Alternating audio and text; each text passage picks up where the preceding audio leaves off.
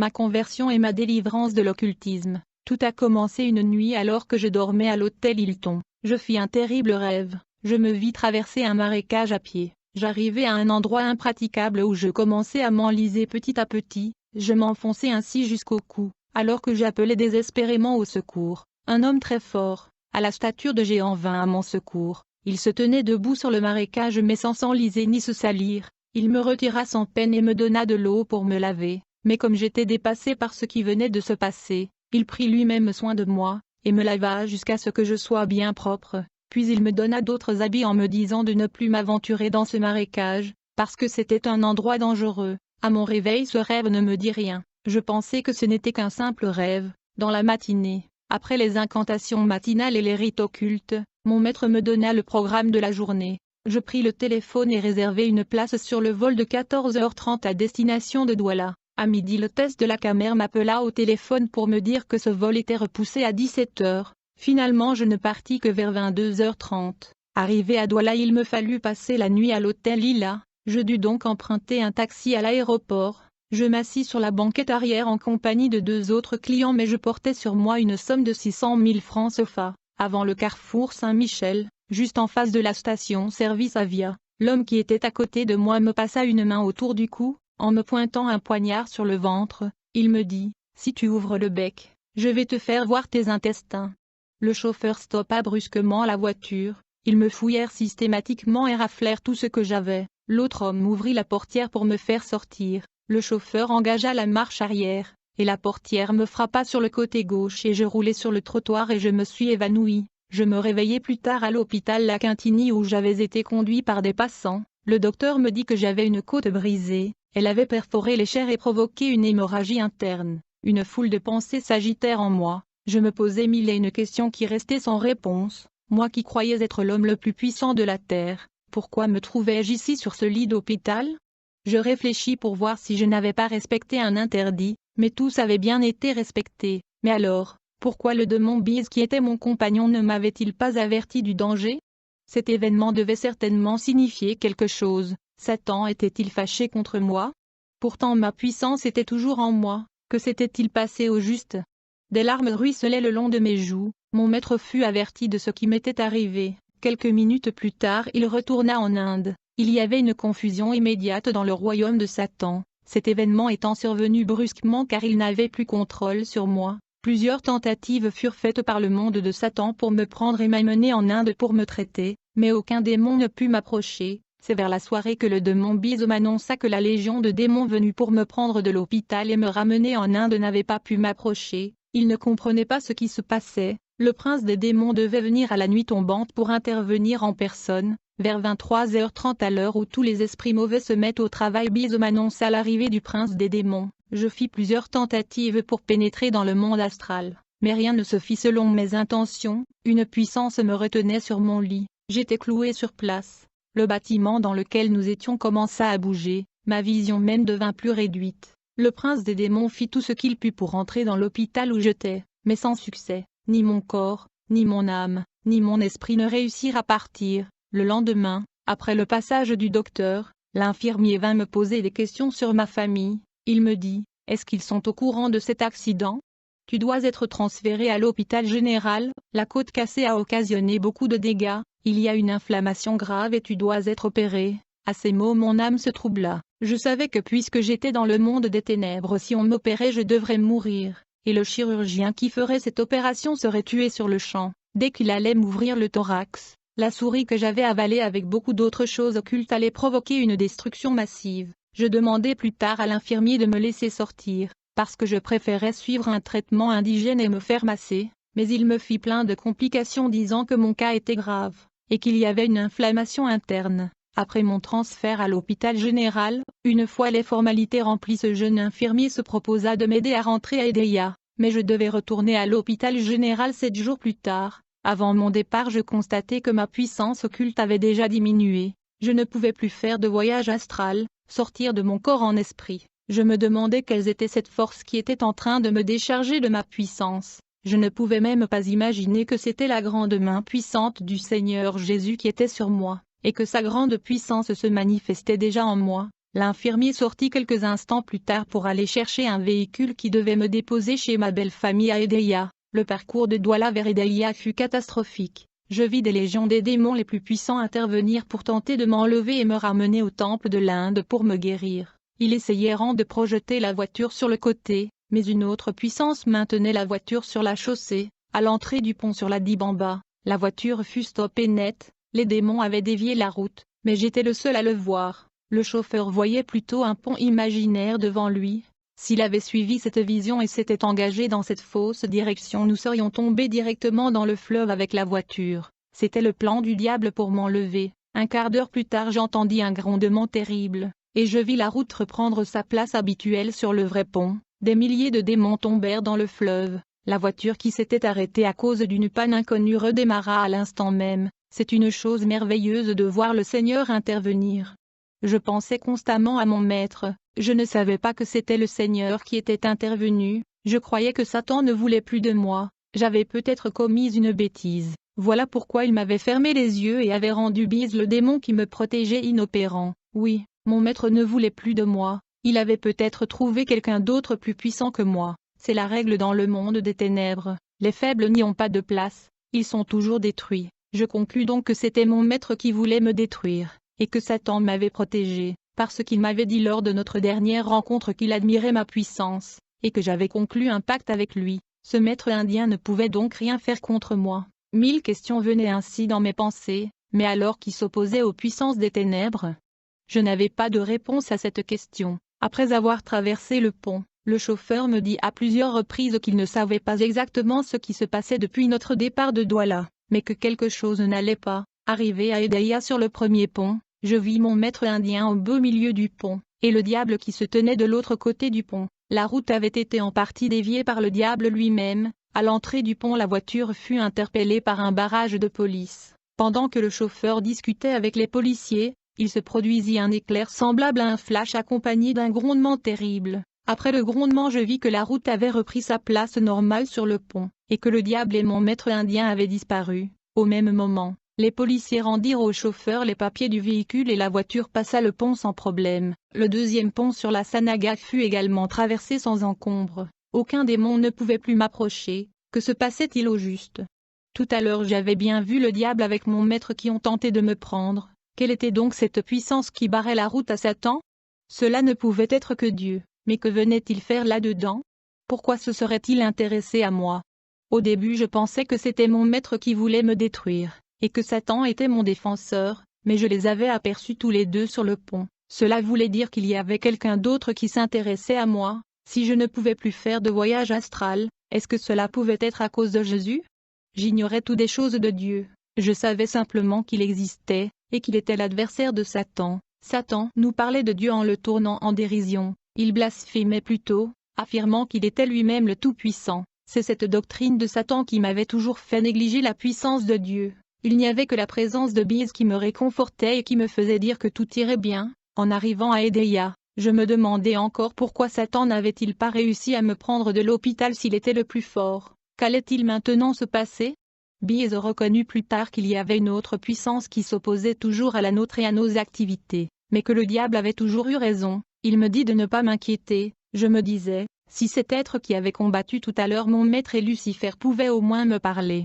S'il s'intéresse vraiment à moi, et s'il est plus puissant que Satan, pourquoi ne se montre-t-il pas? Peut-être m'aime-t-il parce qu'il a vu ma puissance en? Dans le monde des ténèbres tout appartient aux puissants. Satan nous disait qu'il était le plus puissant, et cela se voyait. Mais qui avait donc combattu Satan sur le pont tout à l'heure? Son adversaire principal était Dieu. Mais qui était donc Dieu?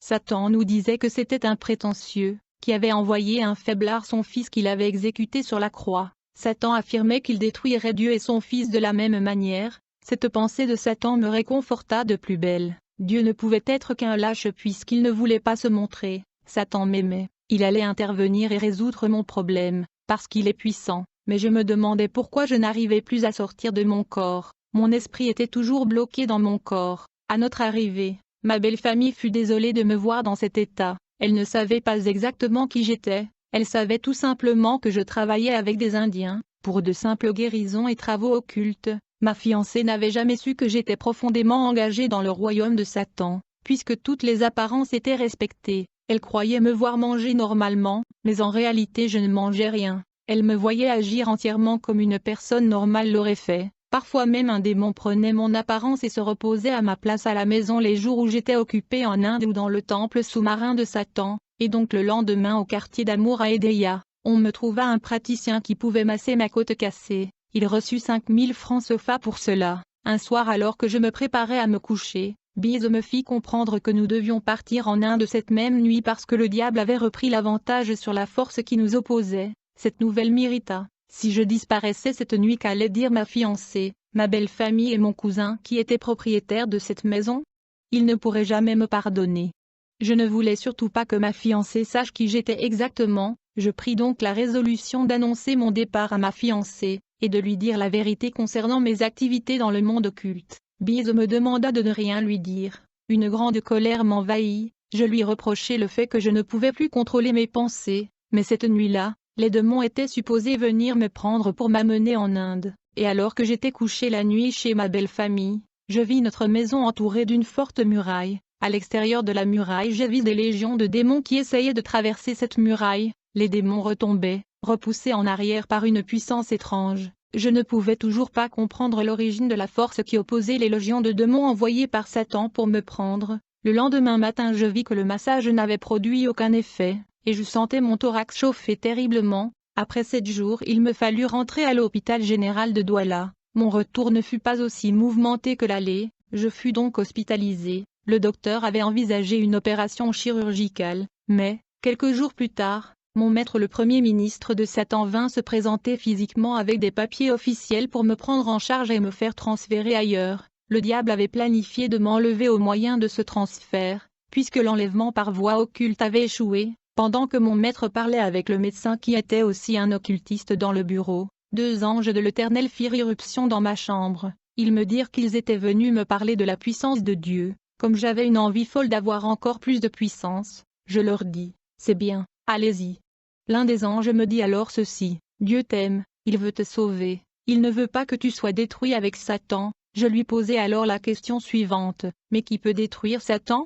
L'ange me dit que Dieu avait déjà un plan préparé pour le diable, et qu'il le réaliserait au moment prévu. Il ajouta, Satan a la liberté de faire tout ce qu'il veut pour le moment, mais Dieu seul sait quand il mettra fin à l'existence de Satan et de son royaume. Je lui demandai s'il pouvait me donner une date. Il répondit, Dieu seul connaît cette date, mais si tu restes inconscient de ton état, ou si tu n'écoutes pas ce que nous sommes en train de te dire, tu seras détruit avec le diable. Mais Dieu ne veut pas te détruire car tu es sa créature, mais tu n'es pas encore son enfant. J'interrompis ces anges aussitôt, en les disant que ce n'était que des mensonges. Il m'affirma que c'était le contraire, en me citant des versets bibliques pour me montrer que Satan me trompait. Il me décrivit aussi tout ce que j'avais fait dans le royaume des ténèbres. Je dis alors à l'ange, si Dieu m'aime tant comme tu le dis, alors qu'il se présente, je voudrais avoir affaire à lui-même en personne. J'ai tout un lot de questions à lui poser.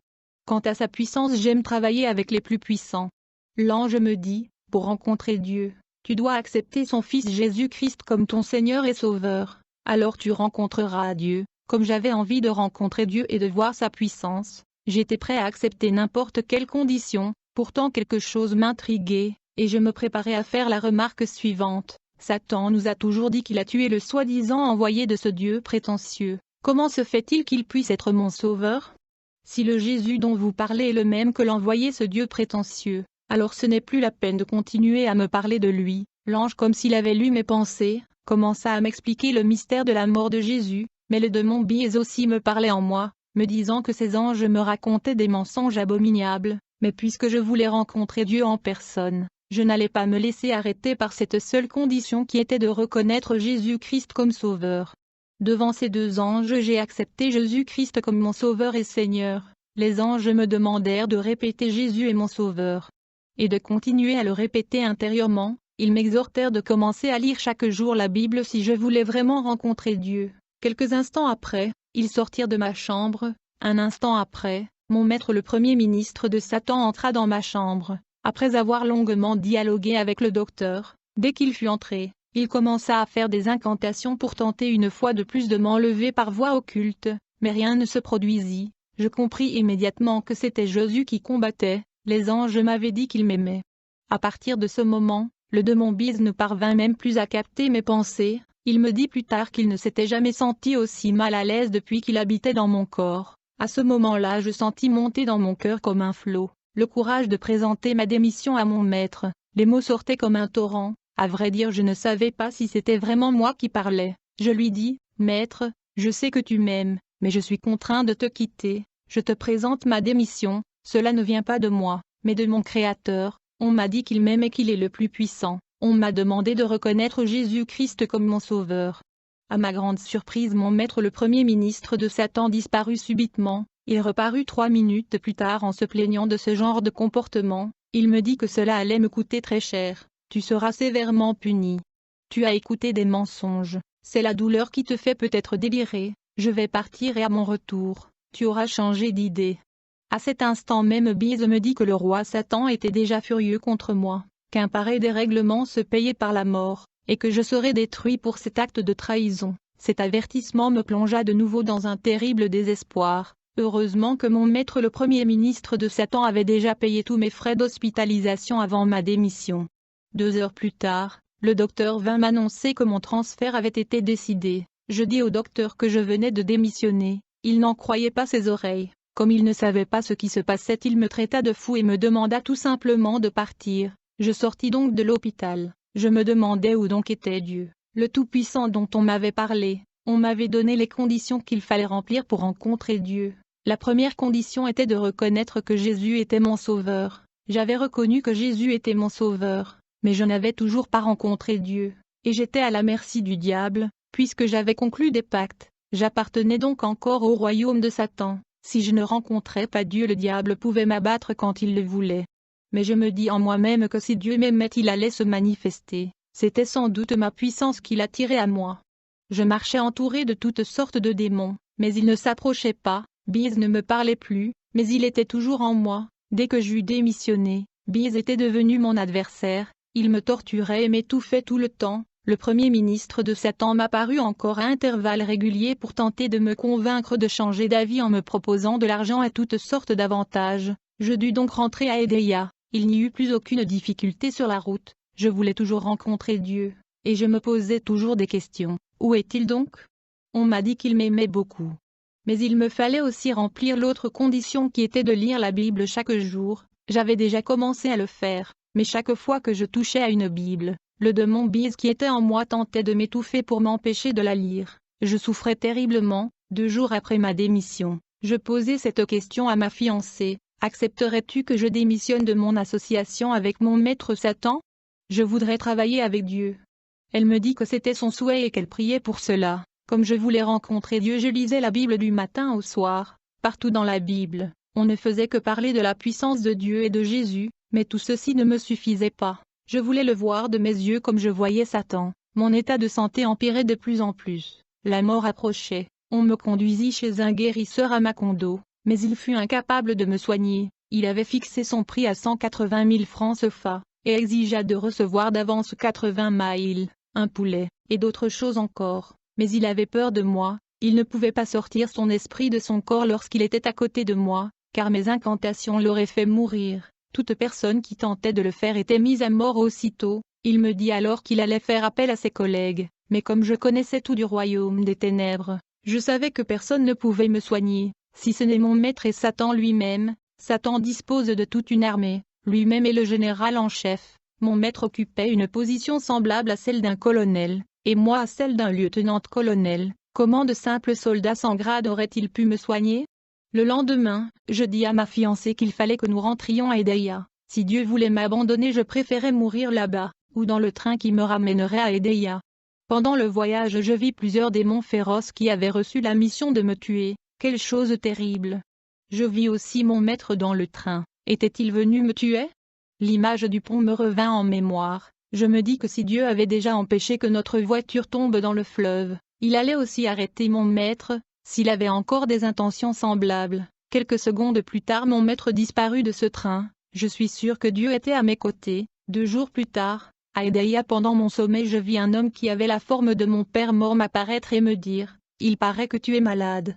Je répondis que je n'étais pas malade. Il insista pourtant, et quelques instants après me montra l'écorce d'un certain arbre que je devais aller chercher dans un endroit précis pour que je sois guéri. Je me réveillai et racontai ce rêve à ma fiancée. Dès 5h30 du matin je partis pleinement persuadé que cette écorce allait me guérir. Arrivé sur les lieux derrière les anciennes usines Cellucam, dans cette grande brousse je trouvai l'arbre en question. Alors que je commençais à enrâper l'écorce, une main toucha mon épaule. Subitement, je me retrouvai dans un autre monde, en compagnie de l'homme qui m'avait touché l'épaule, un monde merveilleux.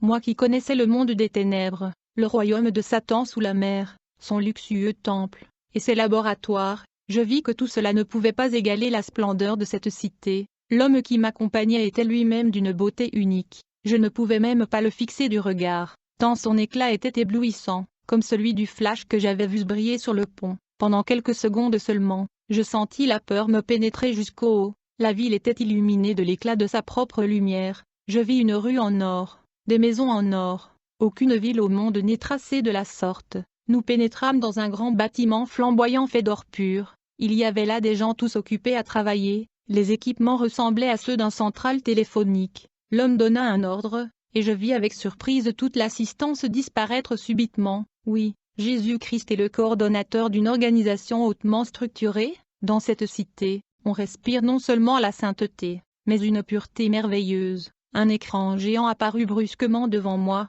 Cet homme me dit, « Dieu t'aime, et aujourd'hui tu deviens son enfant, c'est-à-dire mon enfant. Tu étais dans le monde obscur de Satan, tu connaissais son royaume mais tu étais son enfant. Maintenant tu deviens mon enfant et tu connais mon royaume comme tu as connu celui de Satan. Regarde comment tu marchais dans ce monde, et comment mon armée a combattu pour toi pendant toute ta vie. Et tu verras ce qu'il faut faire pour recevoir la puissance de Dieu que tu désires tant. C'est l'Esprit Saint qui exerce sa puissance sur les hommes, et c'est lui que tu dois avoir comme ton arme principale. » Sur l'écran je vis des princes des ténèbres qui se déguisaient en anges pour combattre la parole de Dieu, et qui trompaient les chrétiens, les dirigeants, les non-convertis, et les chrétiens vivant dans le péché. Sur l'écran apparaissaient des versets bibliques qui correspondaient à ce que je voyais. Toutes les paroles que cet homme prononçait s'appuyaient sur la Bible. Cet homme qui était Jésus-Christ me dit qu'il était le Dieu que je cherchais, le Sauveur que j'avais confessé à l'hôpital devant les anges. Il me dit qu'il était l'Esprit Saint qui parlait en moi lorsque je présentais ma démission à mon maître à l'hôpital. Il me dit, « Si tu n'as pas reçu le Saint-Esprit, je ne suis pas en toi, et tu n'as pas Dieu en toi. » Je vis sur cet écran comment les anges de Dieu avaient combattu pour moi. Avant mon agression, la puissance divine est au-dessus de toute autre puissance. 2 jours avant mon agression, j'ai regardé l'armée du Seigneur avait pris position pour moi. Je marchais au milieu des anges de Dieu, tout était bien ordonné et bien tracé. Je revis le vol que je devais emprunter, la voiture qui devait me conduire, et les hommes qui devaient m'agresser. Je vis comment le monde des ténèbres était alerté. Quelques minutes après mon agression, je vis que j'étais entouré par une muraille d'anges. Avant même que les passants me découvrent couché sur le trottoir, il y eut un violent combat entre les démons qui venaient me chercher et les anges du Seigneur. Ce combat se poursuivit jusqu'à l'hôpital. Un premier bataillon de démons fut vaincu, puis un second, ainsi que le prince des ténèbres et toutes sortes de dominations. Le royaume des ténèbres était dans une confusion totale. Je vis sur l'écran minute après minute les démons les plus féroces qui venaient pour m'enlever de l'hôpital. Alors que j'étais sur mon lit d'hôpital, je vis un ange me bloquer pour m'empêcher de sortir de mon corps en esprit pour accomplir les œuvres des ténèbres. Je ne pouvais plus faire de voyage astral, et je pouvais voir sur l'écran que j'étais l'objet de combat entre le royaume des ténèbres et l'armée céleste. Puis un ange messager parut à l'écran. La projection qu'on regardait avec Jésus s'arrêta brusquement, et une force semblable à un vent violent m'emporta et me cloua au sol. Je commençai à vomir tout ce que j'avais avalé dans le monde des ténèbres. Mon cerveau et ma vue furent changés tout d'un coup. Une puissance semblable à une décharge électrique me quitta. Le démon bise qui était en moi m'avait déjà quitté. Avant même que je pénètre dans ce bâtiment, je me retrouvai habillé de blanc, d'un blanc étincelant. Sur l'écran étaient affichés ces mots, « Ne de nouveau ». J'étais lavé de toute souillure et délivré des puissances des ténèbres. Sur l'écran apparut aussi ce verset de Jean 3, 3. En vérité, je te le dis, si un homme ne naît de nouveau, il ne peut voir le royaume de Dieu.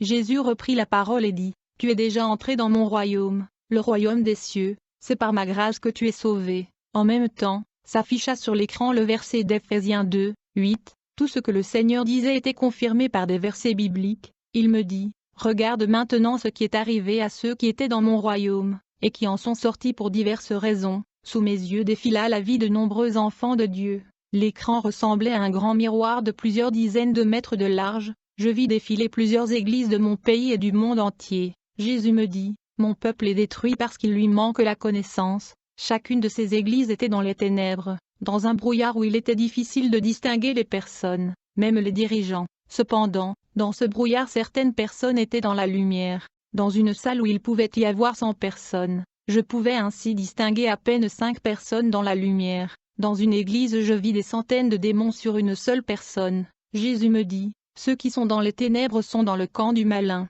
ceux qui sont dans la lumière sont dans mon royaume, mais ils peuvent encore retourner dans les ténèbres. Puis je vis des enfants de Dieu se présenter par groupe devant moi sur l'écran. Le Seigneur me dit, ceux-ci n'ont pas écouté ma parole, ils n'ont pas gardé mes commandements que voici, qu'on ne trouve chez toi personne qui fasse passer son fils ou sa fille par le feu, personne qui exerce le métier de devin, d'astrologue, d'augure, de magicien, d'enchanteur, personne qui consulte ceux qui évoquent les esprits ou disent la bonne aventure, personne qui interroge les morts, car quiconque fait ces choses est en abomination à l'Éternel. Et c'est à cause de ces abominations que l'Éternel ton Dieu va chasser ces nations devant toi, car ces nations que tu chasseras écoutent les astrologues et les devins, mais à toi, l'Éternel ton Dieu ne le permet pas. Un autre groupe se présenta. Tous ces groupes des chrétiens étaient remplis de démons de toutes sortes. Jésus me dit, ceux-ci quand ils sont venus à moi, n'ont pas coupé tous les ponts qui les reliaient au monde des ténèbres, ils n'ont pas confessé tous leurs péchés,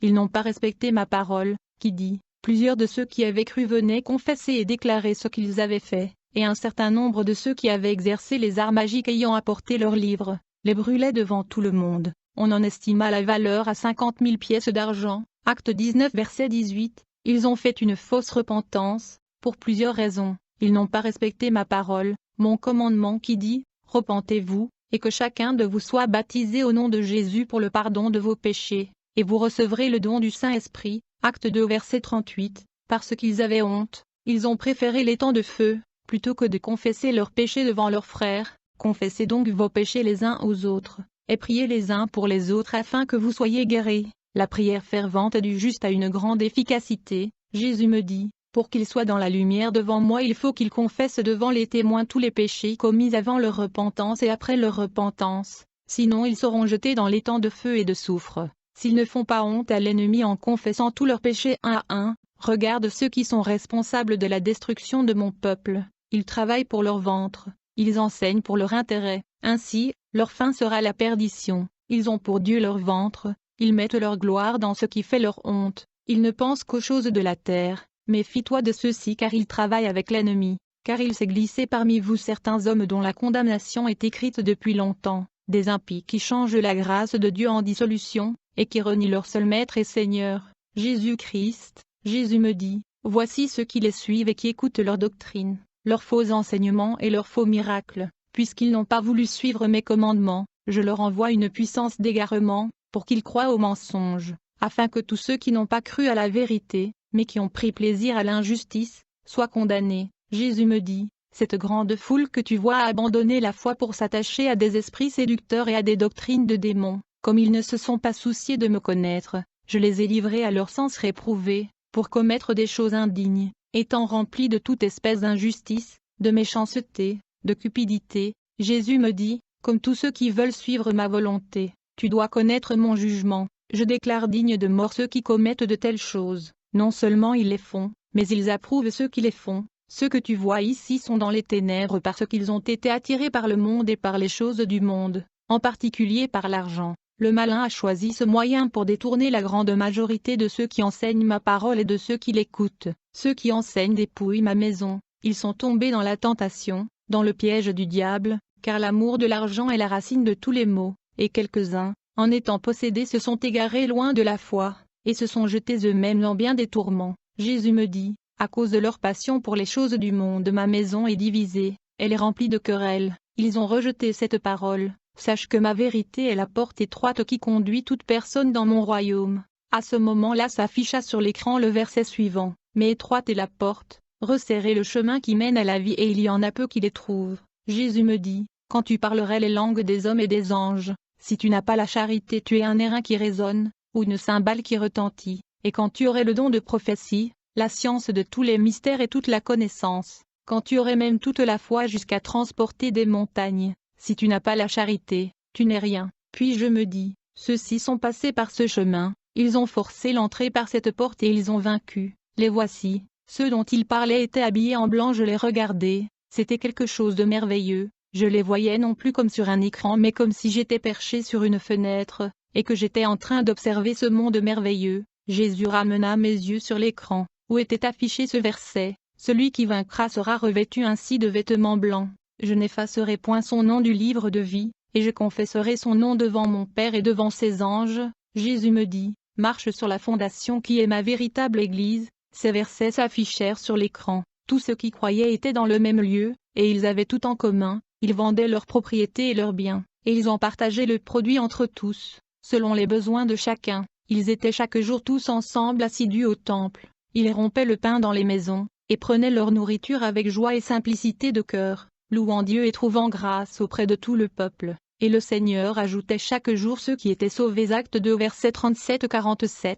Jésus me dit, c'est là le chemin qui mène à la patrie céleste, pour éviter ma colère, garde ton corps sans souillure, garde le commandement que voici, et pratique-le, garde pur ton âme et ton esprit et pratique cette parole. Jésus me dit, garde tout ce que tu as reçu comme révélation de ma part, si tu négliges un seul point, tu deviendras comme eux, tu retourneras dans les ténèbres, et ta condition sera pire qu'auparavant. Jésus me dit, tu connais maintenant qui est ton adversaire, tu as travaillé dans son camp, tu as combattu contre mon royaume, je t'envoie maintenant vers ceux qui sont dans mon royaume, mais qui sont dans les ténèbres, pour que tu leur expliques pourquoi ils sont dans les ténèbres, et comment ils peuvent se libérer des pièges d'un ennemi que tu connais parfaitement, car nous n'avons pas à lutter contre la chair et le sang, mais contre les dominations, contre les autorités, contre les princes de ce monde de ténèbres, contre les esprits méchants dans les lieux célestes. Ephésiens 6, 12. Jésus me dit, toute vérité qui n'est pas conforme à ma parole et qui est enseignée aux hommes n'est que mensonge et doit être rejetée.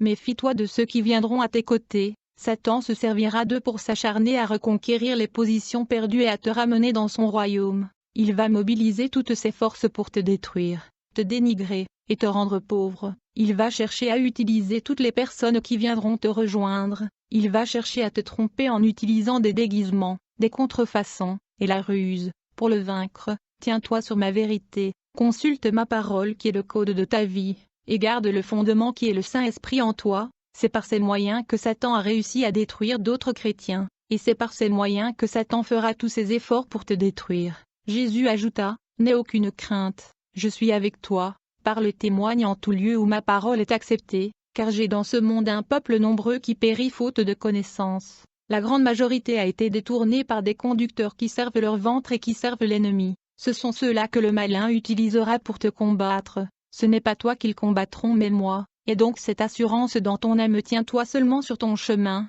en prenant toutes les armes que tu as eues aujourd'hui. Jésus me dit, si tu n'as pas ces armes, tu ne pourras pas tenir. Tu dois savoir que, dans les derniers jours, il y aura des temps difficiles, car les hommes seront égoïstes, amis de l'argent, blasphémateurs, rebelles à leurs parents, calomniateurs, intempérants, cruels, ennemis des gens de bien, enflés d'orgueil, aimant le plaisir plus que Dieu, ayant l'apparence de la piété mais reniant ce qui en fait la force. Éloigne-toi de ces hommes-là. Jésus ajouta, prêche la parole, insiste en toute occasion, favorable ou non, car il viendra un temps et ce temps est déjà arrivé, où les hommes ne supporteront pas la saine doctrine, mais ayant la démangeaison d'entendre des choses agréables, ils se donneront une foule de docteurs selon leurs propres désirs, détourneront l'oreille de la vérité, et se tourneront vers des fables. Mais toi, sois sobre en toutes choses, supporte les souffrances. Jésus me dit que je devais savoir que je serais persécuté. Ce verset s'afficha alors sur l'écran, comme tous les autres. Or tous ceux qui veulent vivre pieusement en Jésus-Christ seront persécutés. 2 Timothée 3,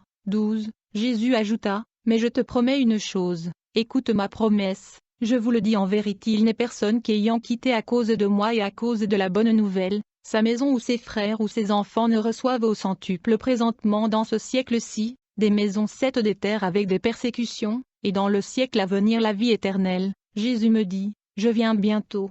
Ce verset s'afficha sur l'écran. Pour ce qui est du jour et de l'heure, personne ne le sait, ni les anges des cieux, mais le Père seul. Matthieu 24, 36. Jésus ajouta, le monde sera surpris. Le verset suivant apparut sur l'écran, Ce qui arriva du temps de Noé arrivera de même au jour du Fils de l'homme. Les hommes mangeaient, buvaient, se mariaient et mariaient leurs enfants, jusqu'au jour où Noé entra dans l'arche. Le déluge vint, et les fit tous périr. Jésus me dit, il faut que tu vives dans la sainteté, non seulement dans la sainteté mais dans la pureté, parce que la nouvelle Jérusalem n'est pas bâtie avec des meurtres, de la haine, de la jalousie, des médisances, et du manque d'amour. Ne viens pas dans ma maison l'Église pour être servie mais plutôt pour servir. Aucune des choses suivantes ne doit se trouver dans la nouvelle Jérusalem, le vol, les mensonges, l'hypocrisie, les passions du monde, les convoitises, et l'idolâtrie sous toutes ses formes. Voici le message que tu donneras à ceux qui te recevront en mon nom, mais je te préviens que tu seras rejeté par les fils de la perdition, comme j'ai moi-même été rejeté par eux aussi. Voici ce que Satan fait dans les églises, il pousse les hommes et les femmes à l'idolâtrie, c'est-à-dire à remplacer le culte en esprit et en vérité par des danses pornographiques. Dans les églises et dans le monde il multiplie les prodiges et les miracles, et il se déguise en ange de lumière pour tromper même les élus. Il envoie des faux seigneurs, des faux sauveurs, des faux prophètes, des faux apôtres, des faux pasteurs, et des faux Christ. Dans le monde, il pousse les gens à adorer des créatures terrestres, vedettes ou hommes politiques, des jeux ou toutes sortes de plaisirs mondains. Dans les églises, il dénigre les Écritures et il pousse quelques-uns à mutiler et à affaiblir la parole de Dieu. Il a pris la direction des écoles de théologie et des écoles bibliques, pour fausser complètement le sens de ma parole. Il a multiplié les sciences dites spirituelles et les sectes dites spirituelles. Satan divise l'Église, qui est mon corps pour mieux régner. Il tisse des réseaux d'envie, de convoitise, de haine, de tromperie. Il pousse ceux qui ont été victimes de ces choses à la colère, à la vengeance, à la révolte, à la cruauté, et à l'injustice. Il pousse les dirigeants chrétiens à utiliser la corruption mentale pour remplir leurs églises, et à suivre leurs propres intérêts au lieu de chercher à sauver les âmes qui périssent. Quand l'homme est loin de Dieu, sans le Saint-Esprit, et comptant sur ses propres forces, il devient un jouet entre les mains du diable qui est son ennemi. Ne compte pas sur la multitude, le salut est personnel, dis la vérité à tous sans faire de considération de personne. Jésus reprit, c'est dans cette vérité que tu dois marcher, ne cherche pas la gloire des hommes. Ne tords pas ma vérité par intérêt personnel, car c'est à cause de ces choses que ceux-ci seront jetés dans les temps de feu. Ils se disent mes envoyés mais ne se tiennent pas dans la vérité, ils sont pires que les scribes. Ce verset s'afficha, gardez-vous des scribes, qui aiment à se promener en robe longue, et à être salués dans les places publiques, qui recherchent les premiers sièges dans les synagogues, et les premières places dans les festins, qui dévorent les maisons des veuves, et qui font pour l'apparence de longues prières. Ils seront jugés plus sévèrement. Jésus me dit, garde-toi de commettre comme ceux-ci le péché impardonnable. Ils ont rejeté mes prophéties et mes visions, estimant qu'elles venaient du diable, ils sont donc impardonnables. Le verset de Matthieu 12, 31 s'afficha. C'est pourquoi je vous le dis, tout péché et tout blasphème sera pardonné aux hommes, mais le blasphème contre l'Esprit ne sera point pardonné. Jésus ajouta, ne t'inquiète de rien, mais en toute chose fais connaître tes besoins à celui qui t'a délivré pour la gloire du Père. Et adresse des prières et des supplications en mon nom au Dieu vivant, avec des actions de grâce. Le samedi 11 mars 2017, tout le monde s'accordera à dire jamais 203. Et pour que toute la gloire revienne à Dieu, voici sur le plateau du Centre culturel chrétien Vie Nouvelle. Et la Sarah. Pour les connaisseurs de la musique et pour vous, les amoureux du gospel, une fois de plus, vous ne vous tromperez pas des destinations. Ce samedi 11 mars 2017, de 18h30 à 20h30, vivez 2 heures en compagnie de cette chanteuse de rêve, et la Sarah en exclusivité. Si vous croyez la connaître, alors vous vous trompez. Venez redécouvrir et la Sarah dans une onction renouvelée, l'onction de la Trinité. Et la Sarah dans un maxi single intitulé All Glory to God. N'oubliez pas, c'est au Centre culturel chrétien Vie Nouvelle, situé à 100 mètres du Stade Sika. En première partie, Balo et Dr Kevin. Un prix de place original, 2500 francs plus un CD ou encore plus une clé USB. Infolines 694 91 44 69 673 74 86 63.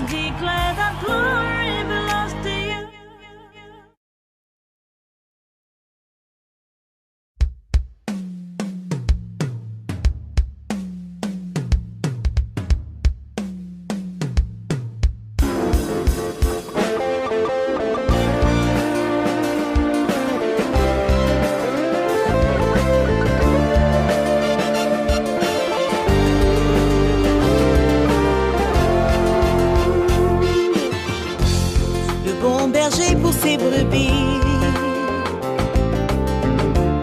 Le puissant nom qui donne la vie. Tout genou en ce nom fléchi. Le salut de tout homme est en lui. Tout ce qui existe par lui, Jésus. Il était hier, il est, il vient, c'est lui. C'est lui le Dieu créateur. C'est lui le Seigneur des seigneurs. C'est ce nom, Jésus, divine autorité, qui règne de toute éternité. Non, le plus puissant sur terre, dans les cieux et sous les mers. Dis ce nom, confesse-le, Jésus. Il est l'éternel des armées, Jésus. Le Seigneur ressuscité, Jésus. Il s'appelle Jésus, Jésus.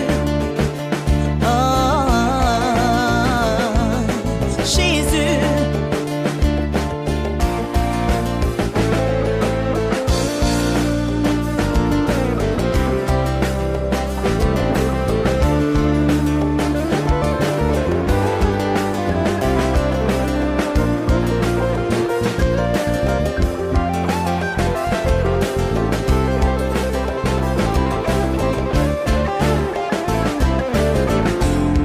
Il entend le cri du juste. Il le délivre du danger. Car son nom est tout puissant. Il est le lion de Juda. Confesse ce nom, Jésus. La vérité qui a franchi. Le péché s'incline devant lui. La mort n'a plus son aiguillon. Dis ce nom, Jésus. Divine autorité, Jésus. Qui règne de toute éternité.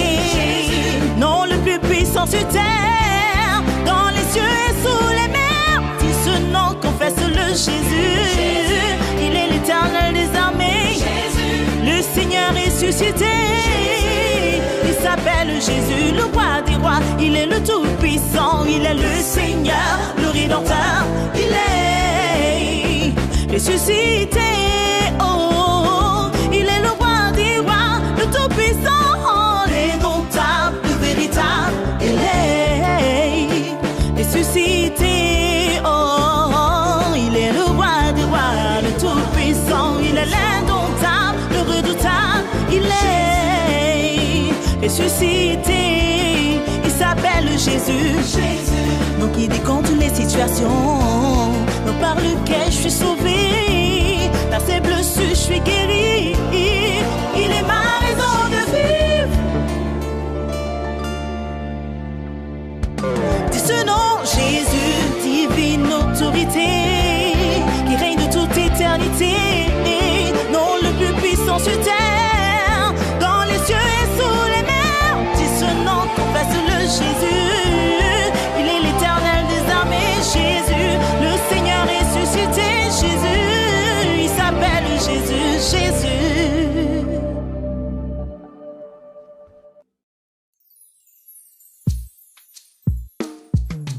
Non, non, non, non, non. Non, non, non, non, non, non, non, non, non. Non, non, non, non, non, non, non, non, non. Non, non, non, non, non. Non, non, non, non, non. Non, non, non, non, non, non, non, non, non. Non, non, non, non, non, non, non, non, non. Na na na na na. Non, je ne pourrai jamais assez me cacher devant tes yeux. Aucun lieu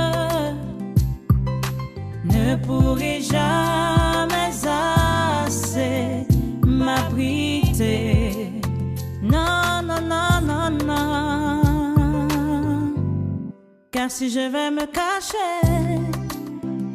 là-haut, certainement, ROI, tu y seras. Si je vais me cacher au fond de la mer, certainement, ROI, tu y seras.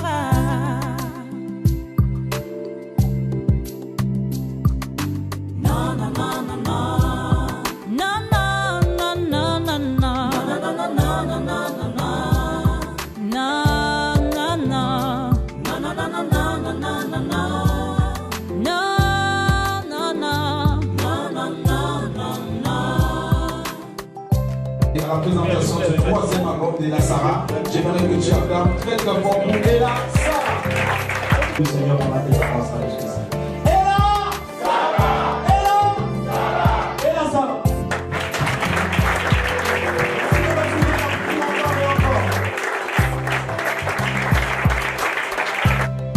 Si je disais à la montagne, couvre-moi dans le noir, tu peux voir une fourmi noire dans un trou noir. C'est une bénédiction ce projet et nous prions qu'il soit une bénédiction pour tous les enfants de Dieu, pour notre nation et pour le monde. Est-ce qu'on peut acclamer donc Ella Sarah qui va venir nous exécuter? Je suis loin de toi, je ne peux me cacher devant toi.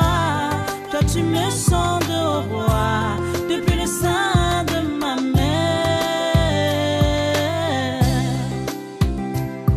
Ah, hey. Ah, pour toi les ténèbres sont trop claires. Tu sais lire dans les profondeurs, tu sais voir au fond de mon cœur, tu sais lire au fond de moi, oh, mon sauveur. Pour toi les ténèbres sont trop claires, tu sais voir dans les profondeurs, tu sais lire au fond de mon cœur. Où pourrais-je fuir devant toi? Pour toi les ténèbres sont trop claires, tu sais voir dans tes mains, tu sais lire au fond de mon cœur. Les extrémités entre tes mains. Pour toi les ténèbres sont trop claires, tu sais voir dans les profondeurs, tu sais lire au fond de mon cœur, oh mon sauveur. Pour toi les ténèbres sont trop claires, tu sais voir dans les profondeurs, tu sais lire au fond de mon cœur, oh mon sauveur. Pour toi les ténèbres sont trop claires, tu sais voir dans les profondeurs, tu sais lire au fond de mon cœur, oh mon sauveur.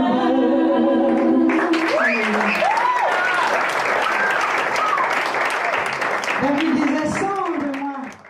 On n'écrit pas, hein, on est quand même en 2017. Et là, c'est plutôt Betty, non? Je ne m'appelle pas Ella. Ella. Ah, ok, je m'excuse.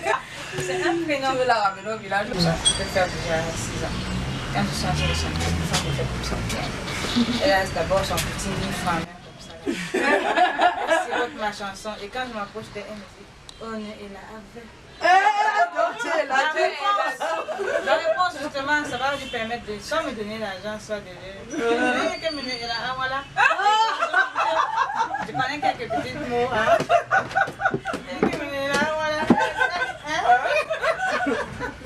Ah, mais tu sens bien.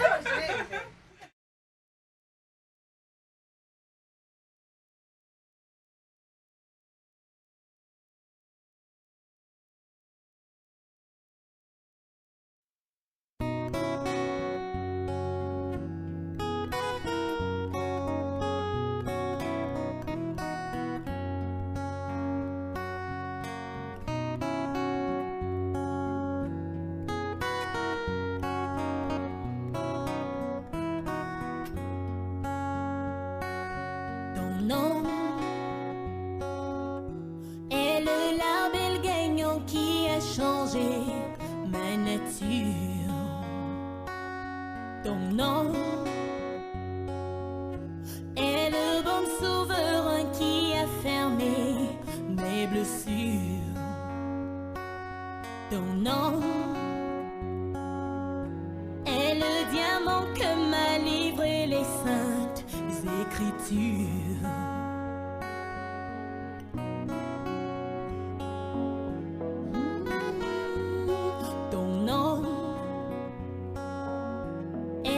parfum qui vient me libérer quand j'étouffe.